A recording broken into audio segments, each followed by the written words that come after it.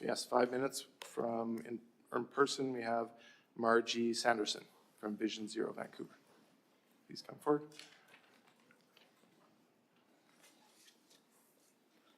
Hi, good afternoon. My name is Margie Sanderson. I'm the Director of Organizing for Vision Zero Vancouver, and I'm here to speak in favor of this agenda item.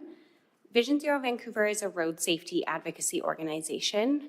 We exist to push governments to implement the policy changes needed to eliminate serious injuries and fatalities on our roads across Metro Vancouver.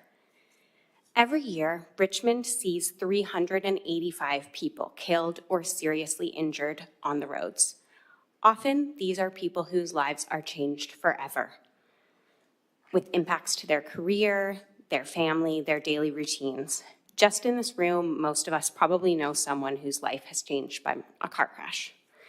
I want to tell you a little bit about one person, born and raised Richmondite Julia Kwan, whose life was changed after she was hit and seriously injured by a dump truck here in the fall of 2024.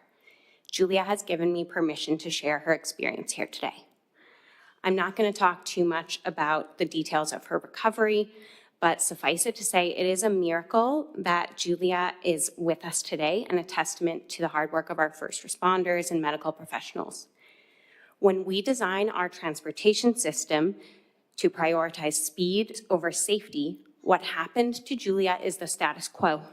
It happens to someone every day, year in, year out. Across our region, the average is 5,432 people killed or seriously injured on the roads every single year.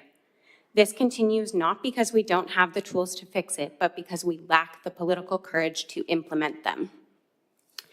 Julia continues every day to work on her mental and physical recovery.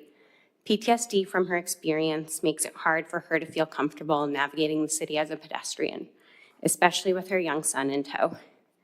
There's one neighborhood where she feels calm, comfortable to stroll, play with her son, grab a bite to eat on the patio. That is Steveston Village. And it came as no surprise when we looked at the maps together that this is one of the few existing 30-kilometer-an-hour zones in the city. Julia makes a proactive effort to concentrate her appointments and engagements in this area because when she comes here, she is finally able to relax.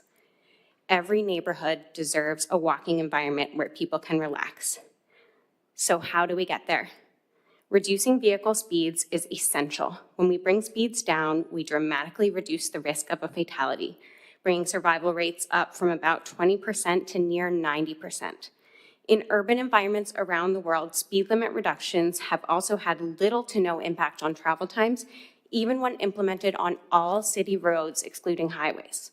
The proposal before the committee today has some limitations, but many strengths that make it a meaningful improvement. First, the public engagement process. We know the 30-kilometer-an-hour speed limit is a vital safety upgrade that will save lives and is broadly supported by the community. So we support this move away from expensive, lengthy consultation toward awareness raising, and we hope that this is done in a way that focuses on the benefits and doesn't fearmonger to residents. We're disappointed to see that the proposal excludes the city center area, an area with high pedestrian activity, dense housing, and lower median incomes than almost any other neighborhood in the city. We do hope to see the committee move forward with improvements in this neighborhood as well in the future. The proposal also focuses solely on residential streets, supports the lower speed limit only on streets carrying low volumes of traffic traveling short distances. We note that the high injury network is concentrated on arterial roads.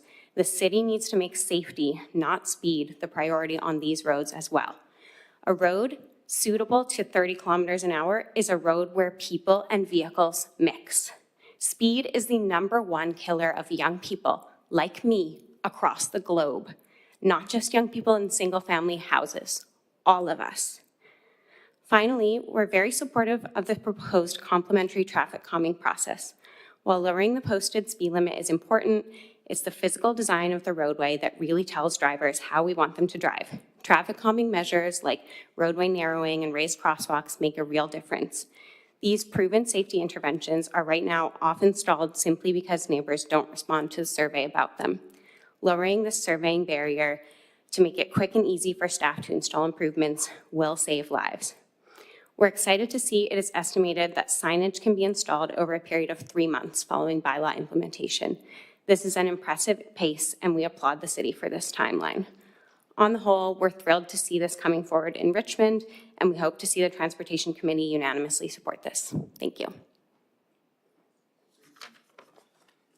Back on here. Anyway, thank you for that presentation. And could you repeat the fatality rate reduction? You had something in the 90%, but our report said it would go from 85% down to 10% with the 50 to 30. Is that? Yeah, so there's several different studies on this, and they all kind of come out with slightly different numbers. But yeah, at 50 kilometers an hour, it's near 90%, near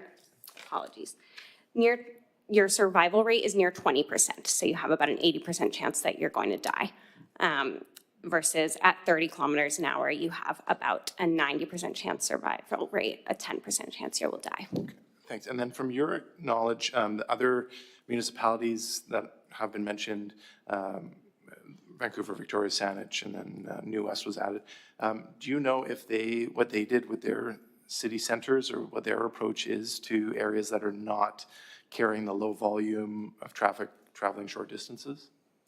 Yeah, so I mean, I could get back to you in more detail by email if you'd like, but I know that there certainly are areas in City of Vancouver where they are doing the lower speed limit that do have denser housing, but they are focused on residential streets, the same as this proposal, but residential streets, even those that have high volumes of housing. Great, appreciate it. Thanks for intel on that. Is there any other questions?